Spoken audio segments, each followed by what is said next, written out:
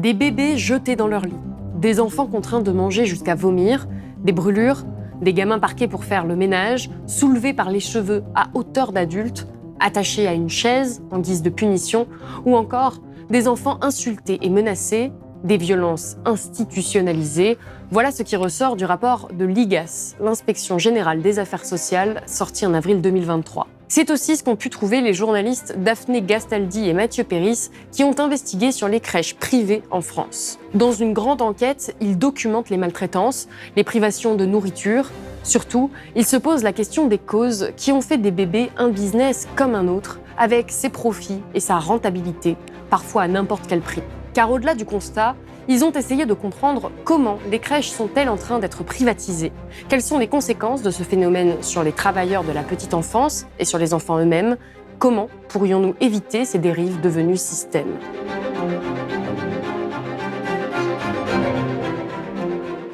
Daphné Gastaldi, bonjour. Bonjour. Vous êtes journaliste d'investigation, membre du collectif We Report, et vous venez de publier ce livre avec Mathieu Péris, journaliste également, Le prix du berceau, ce que la privatisation des crèches fait aux enfants. Tout est parti ce qu'on pourrait appeler un fait divers. Le 12 juin 2022, un enfant est tué dans une crèche du groupe People and Baby du 3e arrondissement de Lyon parce qu'une employée a fait ingérer à un bébé un produit pour déboucher les canalisations et donc l'enfant est décédé suite à cette ingestion. Ces difficultés personnelles ajoutées aux conditions de travail qu'on sait maintenant assez dégradées font dire à son avocat qu'elle aurait en fait disjoncté. Il parle d'un coup d'énervement avec des conséquences dramatiques, mais selon lui, elle n'avait pas l'intention de donner la mort. Il y a la culpabilité d'avoir mis son enfant dans cette crèche et puis c'est l'horreur en fait parce qu'on se demande quelle journée elle a passé ce jour-là, qu'elle a bien pu subir les autres jours. On ne peut pas considérer pour autant que ça touche la globalité des crèches qui accueillent nos enfants sur la métropole. Ce serait se tromper gravement que de généraliser cet accident dramatique. Est-ce que c'est ça qui a déclenché l'écriture de ce livre et est-ce que directement vous avez su qu'il y avait un problème et que c'était un problème de cette ampleur-là ? Alors, on se doutait que dans les crèches, la situation n'était pas sereine et on sait qu'il y a une pénurie de personnel, de places dans les crèches depuis des années. Ce drame à Lyon l'année dernière, c'est ce qui a surtout été le déclencheur d'un bouleversement dans tout le secteur. Donc, les salariés ont commencé à parler aussi en nous disant « Je crains que ça puisse arriver dans ma crèche, que je puisse faire un burn-out ». Ce drame est très spécifique, il n'y a pas eu de procès, donc on n'a pas tous les éléments encore, mais ça a fait un élément déclencheur. Et surtout, on a beaucoup de témoignages qui ont commencé à arriver. Donc, journalistiquement, c'était le moment aussi, il y avait une fenêtre d'aller parler avec ces personnes qui étaient donc prêtes à parler. On a un terme en journalisme, on dit que parfois le sujet est mûr. Ça veut dire que c'est le moment d'aller récupérer des documents, de creuser, de trouver des personnes qui ont envie de parler parce que c'est le drame de trop, on va dire. Donc, ça a été le point de départ de l'enquête. Et on a lancé un appel à témoignages sur Mediacité, qui est un site d'investigation. Et donc, face à l'ampleur des témoignages qu'on a reçus, on s'y est mis à deux. On a tout de suite compris, évidemment, que ça ne concernait pas que Lyon, qu'il fallait faire une enquête au niveau national sur la situation dans les crèches. On s'est aussi penché sur les crèches publiques, donc on en parle dans le livre, mais on s'est rendu compte que dans le secteur privé et dans les grands groupes, donc le secteur privé à but lucratif, il y avait une surpression. Il y avait encore plus de dysfonctionnement, de course au profit qui mettait à mal les salariés et donc, par conséquent, les enfants. Et c'est ça qu'on a analysé et qu'on interroge dans le livre. Mais parce que c'est un thème qui n'est pas forcément connu, surtout peut-être quand on n'a pas d'enfants ou quand on n'a pas été confronté à cette question des crèches. Vous voyez ce fait divers, c'est vous qui avez l'idée ou c'est Mathieu Péris, vous me disiez, qui peut-être déjà avait commencé à couvrir ce qui s'était passé à Lyon et vous vous êtes dit, je me lance dans une enquête sur le sujet? En fait, c'était un tel bouleversement. Mathieu Péris était à Lyon à ce moment-là. C'est là où il travaille, où il vit. Donc, il a enquêté. Il a commencé à trouver des personnes qui témoignaient. Et de fil en aiguille, quand on s'est rendu compte de l'ampleur des choses, on s'est dit, en fait, ce sujet, ce n'est pas qu'un sujet pour les parents, c'est un sujet universel, c'est un sujet de société et qui concerne tout le monde, qu'on ait ou non des enfants, on a tous des nièces, des amis. Et puis, c'est aussi une question philosophique sur l'accueil de personnes vulnérables comme des bébés en France, jusqu'à quel point on veut qu'il y ait une privatisation. Il faut des crèches privées aujourd'hui en France parce qu'on a une pénurie, mais quelles limites mettons à ça? Aujourd'hui, on a 24% du secteur marchand qui est géré par le secteur privé. Est-ce qu'on va à 30, 50, 70% de privé, en sachant que c'est à sens unique, hein. Après, c'est difficile de faire marche arrière. Et les logiques ne sont pas les mêmes. On va développer, mais ce n'est pas les mêmes que dans le secteur public. En fait, et c'est très intéressant parce que vous revenez sur cette partie un petit peu historique et cette partie aussi chiffrée. On est quand même dans une émission d'économie ici. C'est comprendre quel est le secteur, en fait, comment est composé le secteur des crèches. On va donner quelques chiffres donc, que vous donnez dans le livre. En France, en 2021, on comptait près de 491 000 places en crèche et il y en a 200 000 qui manquent si on voulait réellement répondre aux besoins de la population. Il y a plus de la moitié qui est gérée par des collectivités locales. Il y a 1/5 de ces crèches qui sont des crèches associatives et près du quart, vous l'avez dit, 24%, qui sont issus du secteur marchand. Ça veut dire qu'en France, il y a environ 115 000 places, ce qui est quand même énorme, qui sont gérées par des entreprises à but lucratif. Et ça n'a pas toujours été le cas.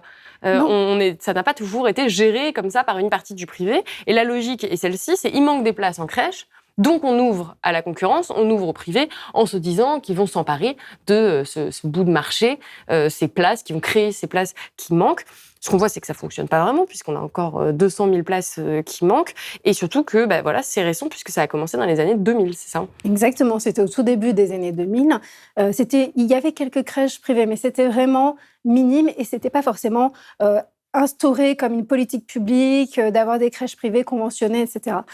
Depuis les années 2003-2004, il y a eu des assouplissements au fur et à mesure des années pour faciliter l'arrivée de ce secteur privé. Au début, certains groupes dont on parle étaient des PME. Aujourd'hui, certains d'entre eux sont des multinationales. Donc, il y a eu vraiment des assouplissements parce qu'on a eu besoin du secteur privé pour les crèches. Il manquait des places. Donc, ça, c'est le constat. Et effectivement, il faut aussi regarder que depuis 10 ans, 80% des places de crèches qui sont créées en France le sont par le secteur privé. C'est ça qui nous a interrogés. Parce qu'aujourd'hui, le gouvernement parle d'un service public de la petite enfance, mais quelle part va prendre ce secteur privé dans les années prochaines ? Aujourd'hui, il existe à 24%. C'est eux qui créent un maximum de places en ce moment. La question est jusqu'où ça va aller dans un secteur public de la petite enfance. Il faut savoir que ces grands groupes de crèches ne pourraient pas exister sans argent public. Ils sont largement financés par de l'argent public. Et c'est ça aussi qu'on interroge. Quand on est financé à ce point par l'argent public, en face, il faut que le service soit irréprochable et qu'on n'entende pas parler de maltraitance économique sur des bébés, en fait. C'est ça qui est choc aujourd'hui. Mais j'aimerais qu'on revienne un petit peu sur le financement de ces crèches, parce qu'encore une fois, quand on n'est pas forcément confronté à ça en tant que parent ou en tant que personne qui a besoin d'une crèche, on ne se rend pas compte. Aujourd'hui, combien est-ce que ça coûte globalement, en moyenne, une place en crèche, combien est-ce que ça coûte de mettre son enfant dans une crèche et quelle est la part de subventions publiques dans des entreprises privées ? Comment est-ce que se financent les crèches en France ? Alors, pour faire très synthétique, ça va dépendre des revenus aussi, mais 50% d'une place de crèche va être prise en compte par la CAF, la Caisse d'allocation donc familiale. Donc, le secteur privé a des aides, des subventions publiques de ce côté-là. Dans le secteur privé à but lucratif, on a des tranches de prix très différentes. On peut avoir des places de crèche qui commencent à 5 000 € jusqu'à 20 000 €. Parce que dans ce système-là, il y a aussi ce qu'on appelle les crèches d'entreprise. Si vous êtes fonctionnaire pour un ministère, pour un service public, pour une grande entreprise, vos employeurs peuvent réserver des places en crèche pour vous. Et ces places en crèche, c'est un peu la mine d'or pour ces grands groupes de crèches, puisque elles sont facturées assez cher. Donc, c'est ça aussi qu'on décortique dans le livre et qu'on essaye d'expliquer. Après, qu'on soit dans le privé ou dans le public, les parents reçoivent les mêmes aides, hein, donc dans les crèches conventionnées, évidemment. Donc, dans des crèches plus luxueuses, on va dire, c'est encore autre chose. Mais aujourd'hui, voilà, il y a des écarts très importants sur le coût d'une place de crèche, mais on peut dire que 50% est payé par l'argent public. Oui, donc c'est vraiment énorme, en fait, cet investissement public. Pourquoi ? Et on rappelle l'utilité des crèches, c'est que ça permet aux parents, notamment aux femmes aussi, de continuer à travailler, de continuer à avoir une vie professionnelle. Et ça, c'est rendu impossible pour beaucoup de gens si on n'a pas ces crèches-là. Et ces crèches à ces prix-là parce qu'elles sont justement subventionnées par l'État. Mais oui, et c'est étonnant parce que nous, on a beaucoup de témoignages de parents, beaucoup de mères aussi qui nous disent « mais on se doutait qu'il y avait un problème dans la crèche. On a signalé des choses, on n'a pas vu trop d'évolution, mais comment faire puisqu'on est bloqué par notre travail ? Il n'y a pas c'est très difficile de changer puisqu'il n'y a pas assez de place en crèche aujourd'hui en France. On manque donc de 200 000 berceaux. Donc certaines mères nous disaient « non, c'est mis en télétravail, j'ai renoncé à une promotion dans ma carrière ». Et en même temps, c'est aussi un argument qui avait été avancé par la droite à un certain moment dans tous ces plans crèche de dire il faut effectivement que les mères puissent aller travailler et on a besoin des crèches privées pour ça. Aujourd'hui, on se retrouve dans des situations où les parents sont tiraillés entre des crèches qui fonctionnent parfois en sur-régime. Je tiens à dire qu'il y a quand même des crèches où ça se passe très bien. J'ai pu passer une journée dans une de ces crèches, d'ailleurs, pour le livre. Mais c'est rare. Et enfin, ça tient à la direction si elle va être capable de freiner face aux impératifs des commerciaux dans la crèche privée. Donc, voilà, on a des parents qui sont tiraillés entre le besoin d'avoir leur enfant en sécurité, d'être sûr que tout se passe bien dans la crèche et leur obligation d'aller travailler. Donc, ça pose des questions de société fondamentales. Oui, puisqu'à la fin, on a commencé à l'évoquer en introduction, et on va en parler plus longuement aujourd'hui. À ce moment-là, c'est que le constat des maltraitances est vraiment terrifiant, ce que vous dressez dans le livre. Alors, vous ouvrez avec le cas dans une crèche du groupe Les Petits Chaperons Rouges, qui est un des grands groupes de crèches en France, privés, qui fait des économies sur les repas. Et donc, vous avez un cas où il ne prévoyait pas assez de repas pour tous les enfants de manière récurrente, et il y a des enfants qui rentraient chez eux globalement affamés.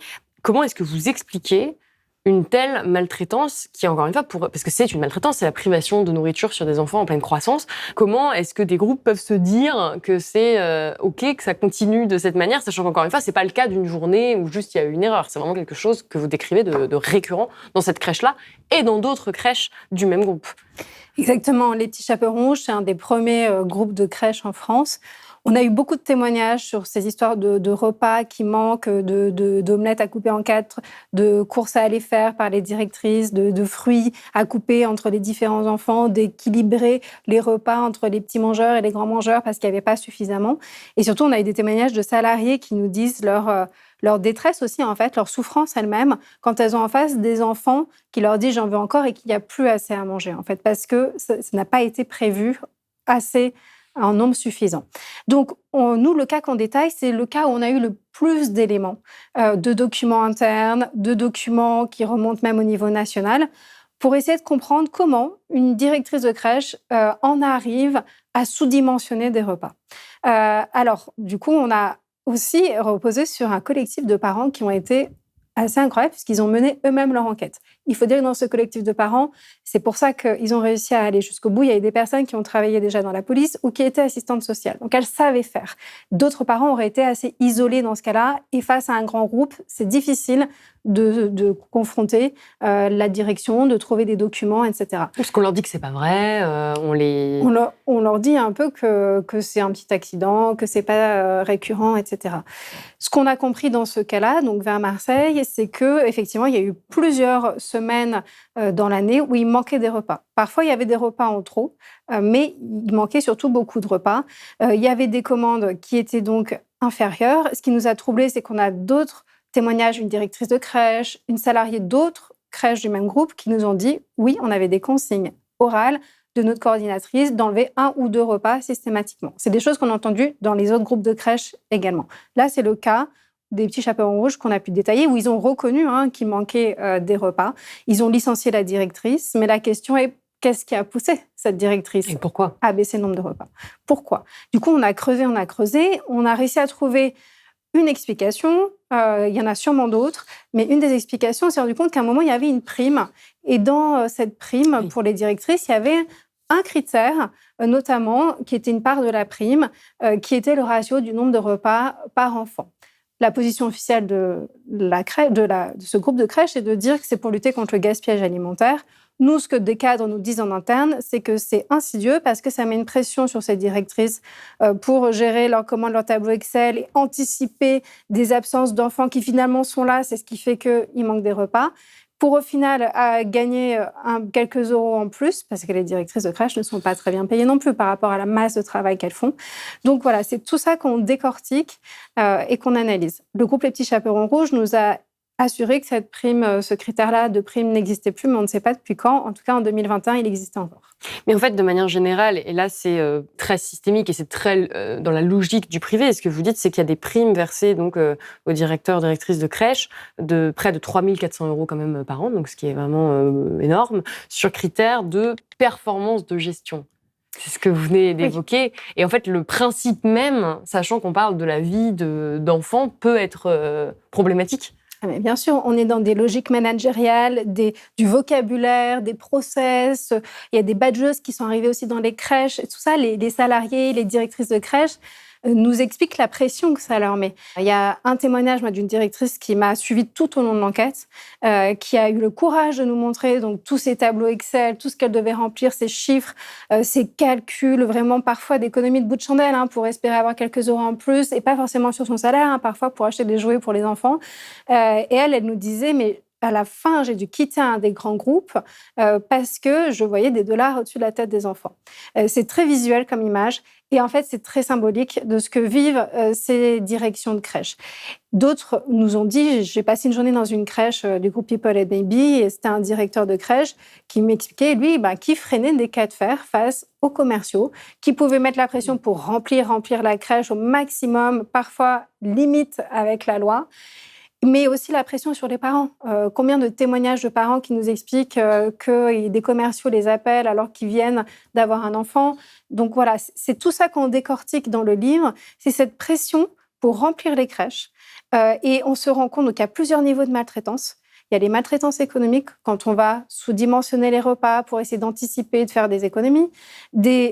Parfois des maltraitances aussi économiques, physiques, des maltraitances physiques, des maltraitances psychologique, quand des salariés ont 8 enfants à gérer, qu'elles se retrouvent aux heures de pointe, en sous-effectif, donc plus d'enfants encore à gérer, personne ne peut le faire, en fait. Donc forcément, ça entraîne de la souffrance au travail, des situations anormales et ingérables, et tout ça peut se répercuter sur les enfants. Et on a des dizaines de témoignages, malheureusement, et on a recueilli plus de 200 témoignages sur ce livre.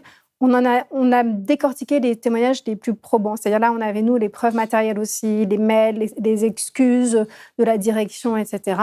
Mais oui, mis bout à bout, on est bien loin de cas isolés, comme vous voudrez faire croire les grands groupes de crèches. On a quelque chose qui devient récurrent. On ne dit pas que c'est systématique, on ne dit pas que c'est dans toutes les crèches. En revanche, on dit qu'il y a quelque chose de systémique, c'est-à-dire qu'il y a une pression dans les groupes privés à but lucratif pour cette course au profit, cette course au remplissage, à la rentabilité aussi. C'est difficile d'être rentable parfois dans une crèche, mais certaines le sont largement. À ça s'ajoutent des politiques publiques qui ont aussi une responsabilité dans cette pression sur les crèches. On reviendra un petit peu plus tard sur justement le rôle du public là-dedans, parce que pour moi, ça fait aussi partie des solutions qu'on va commencer à évoquer. J'aimerais revenir sur ces maltraitances physiques, parce que là, on a parlé de la privatisation de repas, de ce que vous appelez une forme de violence économique, mais il y a aussi des cas de violence physique, donc qui vont, dans le cas le plus extrême de cette fameuse employée qui a empoisonné un enfant jusqu'à ce qu'il décède. On sait qu'elle a 27 ans, elle travaillait depuis 10 ans avec les enfants, et depuis le mois de mars, elle avait rejoint en CDI cette crèche. La jeune femme diplômée du CAP Petite Enfance venait même de passer une formation protection de l'enfance en avril. Elle n'avait jamais eu de problème avec la justice, un casier judiciaire vierge. Vous l'avez entendu, rien ne pouvait présager d'un tel acte selon la direction du groupe. En revanche, son avocat l'a décrit comme quelqu'un de fragile qui traversait une période difficile. Ce qui est intéressant dans ce cas, c'est qu'elle dit qu'elle a pété les plombs. Et ce qu'elle raconte, et c'est avec ça que vous ouvrez le livre, c'est que elle voulait faire le ménage, que cet enfant, elle était responsable et en même temps elle devait faire le ménage. Cet enfant n'arrêtait pas de crier et de s'agripper à elle, et elle a fini par lui faire, en tout cas c'est ce qu'elle a dit, lui faire avaler du Destop pour que cet enfant se calme. Et ça montre l'état de à quel point cette personne était à bout. Et là, ce que vous documentez aussi, c'est d'autres, parfois, maltraitances. En tout cas, on vous rapporte des cas de maltraitance, de parents qui soupçonnent que leurs enfants ont été maltraités, notamment des cas de brûlures. Il y a notamment un cas de brûlure sur l'avant-bras d'un enfant qui m'avait marqué, où la mère dit que l'enfant, c'est une brûlure, elle s'est approchée trop près du four, et la crèche dit non, c'est parce que vous fumez à la maison, ça doit être des brûlures de cigarettes. Mais quand on a son enfant comme ça qui revient à la maison avec une brûlure sur le bras à cet âge-là, ça doit être quand même extrêmement extrêmement effrayant et ça témoigne cet état d'épuisement dans lequel se trouve le personnel. Vous avez parlé des directeurs de crèche, mais c'est évidemment le cas des auxiliaires de puériculture qui sont complètement en incapacité de gérer autant d'enfants avec aussi peu de moyens. Ah oui, il faut imaginer, derrière la vitrine toute mignonne, toute bienveillante des crèches, les couleurs pastel, les jouets, il faut imaginer la souffrance au travail de ces femmes. Et ça, c'est largement partagé. À 97%, ce sont des femmes. Donc c'est pour ça que je féminise. Évidemment, on a aussi des cas d'hommes qu'on décortique, qui eux-mêmes ont craqué. On a le cas, par exemple, d'un homme qui était dans une crèche hospitalière où il y avait des dizaines d'enfants et il s'est retrouvé à 2 doigts d'une tentative de suicide tellement il était épuisé. Donc, tous ces témoignages montrent cette souffrance au travail qui n'est pas assez prise en compte.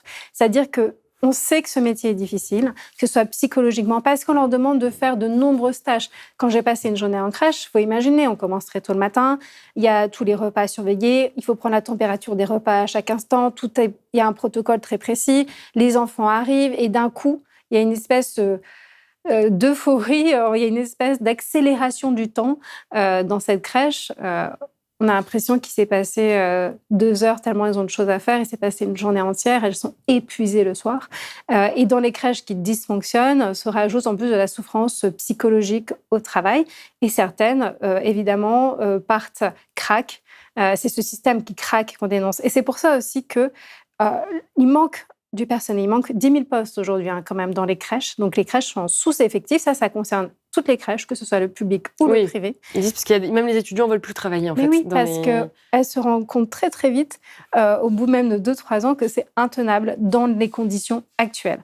Malgré leur vocation, malgré leur envie de bien faire. Et en plus, c'est un métier qui est très mal payé. Donc, on parle de revalorisation aujourd'hui de leur salaire, de leur métier, parce qu'il n'y a que ça qui permettra aussi de lutter contre ce sous-effectif et parce qu'elles se retrouvent à faire des tâches multiples dans la journée.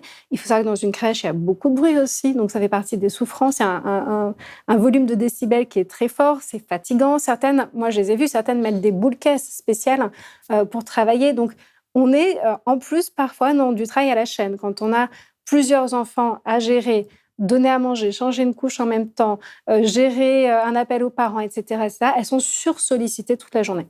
Et ça se traduit par des chiffres qui sont quand même assez accablants et que vous donnez, qui sont qu'entre 2020 et 2021, les maladies professionnelles dans le secteur de la petite enfance ont augmenté de près de 37%, les accidents du travail de 34% et les accidents de trajet ont progressé de près de 40% selon la Caisse nationale d'assurance maladie. Donc on a vraiment l'impression d'une profession qui craque totalement et que votre livre est plus que bienvenu à ce moment-là, puisque si il n'y a pas un changement systémique profond et immédiat, on va avoir des drames qui vont se reproduire comme on a pu en avoir à Lyon. En tout cas, ça paraît inéluctable quand on regarde un petit peu le tableau que vous dressez. Alors à Lyon, ça peut être une des composantes. On attend quand même de voir le procès pour savoir s'il n'y avait pas d'autres choses. Il va sûrement y avoir des expertises psychiatriques si ce n'est pas déjà le cas.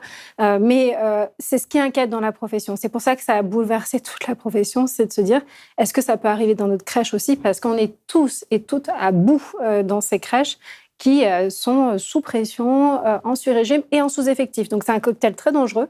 En gros, il faut tout remettre à plat. Et alors, au-delà de ce cas de Lyon, au-delà de votre livre et au-delà même des crèches privées, finalement, le cas de Lyon a fait un petit peu, vous le disiez, a été un bouleversement. Et suite à ça, il y a eu un rapport de l'IGAS, l'Inspection générale des affaires sociales, qui est allé enquêter sur ce qui se passait pour faire un état des lieux dans les crèches en France. Et alors là, le rapport est absolument accablant. Il date d'il y a quelques mois.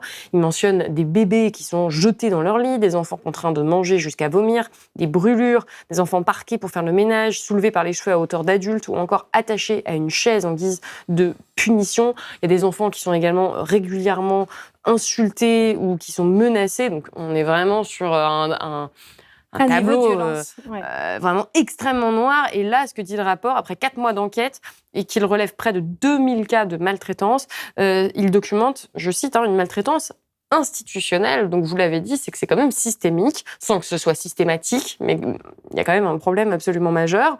Est-ce que ça, c'est quelque chose qui est que dans le privé ? Ou est-ce que c'est finalement un problème national de crèches en France qui ne concerne pas que la logique du privé? Alors, on retrouve des maltraitances, quand ce sont des maltraitances verbales et physiques, également dans le secteur public. Ce n'est pas que dans le secteur privé. Nous, ce qu'on raconte, c'est que dans le secteur privé, elles ont en plus une pression supplémentaire. Donc, pour remplir les crèches, d'avoir trop d'enfants sur les bras. Donc, quand on connaît la situation de base, quand on connaît ces maltraitances institutionnelles, c'est ça qui est alarmant, d'autant plus dans ces crèches du secteur privé à but lucratif. Et en fait, c'est un cercle vicieux. C'est-à-dire que il n'y a pas assez de personnel. Certaines ne sont pas assez formées. On prend qui on peut pour pouvoir assurer la crèche. On n'a pas commencé à le mentionner, mais c'est vrai qu'il y a des personnes qui ne sont pas formées en fait, pour s'occuper d'enfants et que ce n'est pas quelque chose qui s'apprend en 12 jours. Ou pas assez formées. Donc, il y a tout ça qui est à revoir. Il y a aussi un problème de contrôle. C'est-à-dire qu'on a regardé les chiffres en 2020, il y a moins de 10% des crèches qui ont été contrôlées. C'est rien. Dans des endroits où on a des personnes vulnérables qui ne peuvent pas forcément s'exprimer en détail. Donc, il y a vraiment un problème de contrôle. On est allé chercher des documents, on a trouvé notamment à Lyon, mais on en a trouvé un peu partout en France. On a récupéré des documents de l'organisme qui contrôle les crèches. Ça s'appelle la PMI, la protection maternelle et infantile. Et après le drame de Lyon, il y a eu comme une descente dans les micro-crèches du groupe People and Baby. Donc ça, on a pu récupérer. C'est là où on s'est rendu compte de cette plainte de parents sur une brûlure d'un enfant et que la crèche leur dit que c'est sûrement de leur faute. Et donc ça, c'est quelque chose qui est assez fréquent quand il y a des parents qui se plaignent. Et surtout, on s'est rendu compte que cette descente, ces contrôles, c'est exceptionnel. C'est-à-dire que ça n'arrive jamais. En général, l'organisme de contrôle prévient avant de venir en crèche. Donc nous, on a des dizaines de témoignages de salariés, de directrices qui nous disent évidemment qu'on se prépare au contrôle. Le jour du contrôle, on essaye de ne pas être en sous-effectif, de ne pas avoir trop d'enfants. Les tableaux sont comme il faut, tout est rentré dans l'ordre. Donc, c'est biaisé. Les contrôles inopinés, il y en a. Mais c'est quand il y a un signalement. Donc, c'est presque déjà quand c'est trop tard. C'est-à-dire qu'il y a déjà eu un problème grave qui a mené à un signalement auprès de la PMI. Donc, aujourd'hui, le gouvernement, Olivier Véran, Aurore Bergé, ont parlé de culture du contrôle. Donc là, on attend de voir. On est dans les jours cruciaux au moment où on se parle, où il va y avoir des décisions prises, un financement pris pour améliorer aussi ces contrôles. Et parce que même dans les contrôles, ils sont sous-effectifs. C'est là où on se dit, mais c'est vraiment désastreux parce que c'est partout. Ils ne peuvent même pas contrôler toutes les crèches, même s'ils le souhaitent. En fait, c'est effarant. C'est-à-dire que les crèches connaissent ce sur-régime, ce sous-effectif, voilà. Et l'organisme qui les contrôle est en péril. Il y a eu aussi des rapports sur cet organisme, notamment en 2019, qui disaient, attention, là, si on ne fait rien, dans 10 ans, il n'y a plus de PMI. Ça veut dire qu'il n'y a plus les personnes qui peuvent contrôler les crèches. Ce sont aussi des personnes qui sont sous-effectifs. En France, vous imaginez qu'il y a un quart des départements qui n'ont même pas une seule personne dédiée au contrôle des crèches. Donc, c'est impossible de contrôler ce qui se passe, d'aider, de soutenir aussi, parce que c'est difficile de gérer une crèche, qu'elle soit publique ou privée. C'est difficile, il y a besoin de soutien, il y a besoin de suivi, il y a besoin de référents. Et c'est ça aujourd'hui qui dysfonctionne complètement. Donc en fait, de A à Z, toute la ligne dysfonctionne dans les crèches. Encore plus de ce qu'on a constaté dans les crèches privées à but lucratif. Ça concerne aussi les autres crèches. C'est pour ça qu'on attend que le gouvernement actuel remette tout à plat. Mais pour l'instant, c'est pas ce qui, en tout cas, jusqu'à présent, c'est pas ce qui a été engagé. Et vous le disiez, de toute façon, encore une fois, c'est dans votre titre. Là, ce qui s'engage, c'est une privatisation. C'est de laisser ça aux mains du privé, avec des contrôles défaillants, voire inexistants, ce qui est quand même vraiment pas rassurant pour l'avenir. Et vous revenez sur la nature de ces entreprises privées. Là, il y a 4 grosses entreprises qui se partagent à près de 65% ce secteur marchand, donc qui vraiment domine complètement ce secteur-là. Vous l'appelez les Big Four, un peu en référence aux 4 plus grands cabinets de conseils mondiaux, d'audit et de conseils financiers.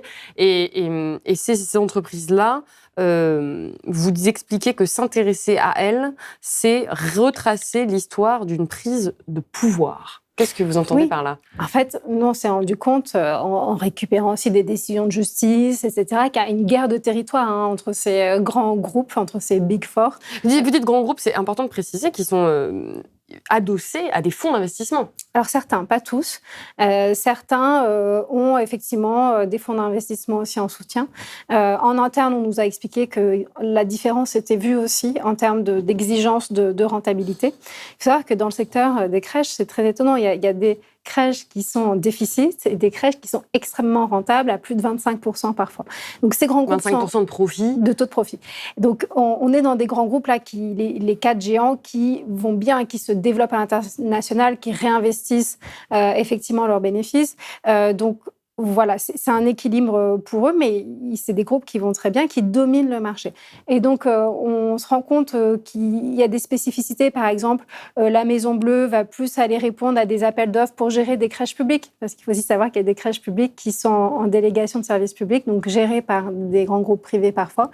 Et voilà, il y a une bataille, dans certains cas, entre ces grandes crèches qui vont contester si l'autre groupe a reçu un appel d'offres. Donc, c'est tout ça qu'on documente dans le livre. Et oui, aujourd'hui, ils grossissent de plus en plus. On parlait des petits chaperons rouges tout à l'heure. Il y a 15 ans, on a rencontré des cadres à l'époque qui travaillaient pour ce groupe. C'était une PME, c'était une petite entreprise. Aujourd'hui, c'est un groupe à l'international. Donc, c'est intéressant parce que certains nous ont dit « mais ça n'a plus rien à voir avec ce qu'on a vécu », ne voulaient même pas commenter en disant « c'est tellement plus la même boîte que c'est compliqué ». Il y a eu une expansion aussi très forte. Donc, on ne conteste pas que ces groupes veulent bien faire à l'origine, veulent instaurer des bonnes valeurs. Il y a des choses très intéressantes qui ont été faites par le privé, et même ça, dans le public, on nous dit, il y a des choses qui ont été faites au niveau pédagogique, des nouvelles méthodes, etc., des protocoles. Ça a rendu certaines choses plus carrées et ça a infusé, irrigué dans tout le secteur. Et ça, c'est la dynamique positive qui est reconnue aussi par l'IGAS. Il y a des choses qui peuvent être intéressantes, bien sûr, mais il y a le revers de la médaille qui est, dans ces grands groupes en pleine expansion, aujourd'hui, une course au remplissage de ces crèches. Et donc là, on en arrive un petit peu aux solutions. Qu'est-ce qu'on fait face à ce constat qui, encore une fois, est effarant? Quand on lit les 3/4 de votre livre, on en arrive à être un petit peu déprimé quand même, et surtout inquiet. Enfin, ça donne vraiment pas envie de mettre son enfant à la crèche. Donc, vous pouvez proposer aussi quand même des solutions. Qu'est-ce qu'il faut faire? Est-ce qu'il faut réglementer?